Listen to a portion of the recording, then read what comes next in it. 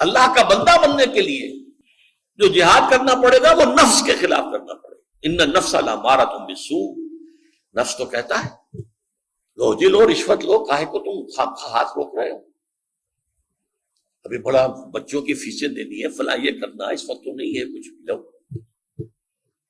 اپنے نفس کے خلاف جہاد کرنا۔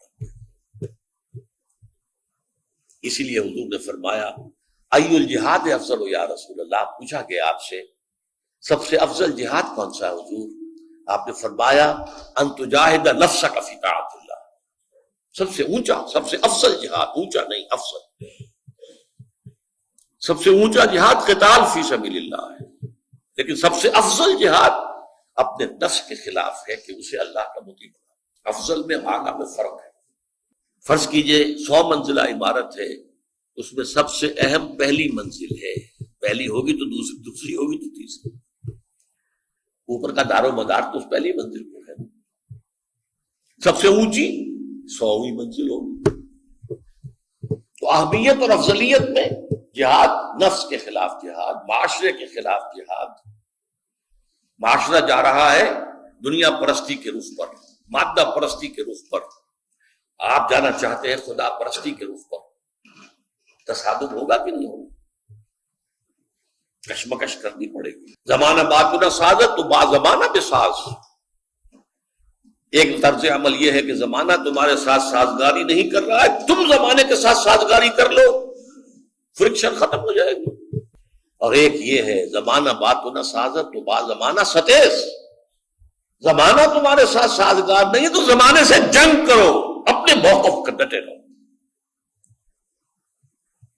آپ کو معلوم ہے کہ ایک طرف موب جا رہا ہے، ہجوم، اگر آپ بھی اسی طرف جا رہے ہیں تو آپ کو خود بخود وہ موب ہی دھکا دیتا ہوا لے جائے گا، اور اگر آپ اس کے خلاف چلنا چاہیں، وہ ادھر جا رہا ہے موب اور آپ ادھر آنا چاہتے ہیں، تو جو کچھ ہوتا ہے حج میں رمی جمارات پر وہ کیوں ہوتا ہے؟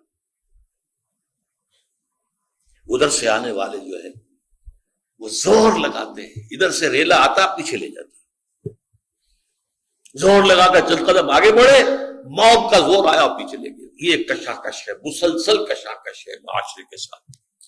پھر تیسری ایک قوت ہے غیر مرئی، شیطان لعین اور اس کے ایجنٹ جو جنات میں سے ہیں، یہ تو غیر مرئی ہے، ہم دیکھ نہیں سکتے، لیکن اس کے انسانی ایجنٹ بھی ہیں، وہ ہمیں نظر آتے ہیں، جو بے حیائی پھیلانا چاہتے ہیں، جو کفر اور شرک کو عام کرنا چاہتے ہیں، جو اسلام کی بےخبری کرنا چاہتے ہیں۔ بہرحال جہاد پہلے لیول پر نفس کے خلاف، معاشرے کے خلاف، شیطان کے خلاف، دوسرے لیول پر دعوت، تبلیغ، اسلام کے نظریات کو پھیلانا، باطل نظریات کی نفی کرنا۔ جان لگے گی، وقت لگے گا، پہلے آپ دین سمجھیں گے تو آگے سمجھائیں گے اور پھیلائیں گے، قرآن پڑھیں گے تو آگے پڑھائیں گے، لہذا اس میں وقت بھی لگے گا، محنت بھی، صلاحیت بھی، قوت بھی، ٹائم بھی، سب کچھ ہوگا۔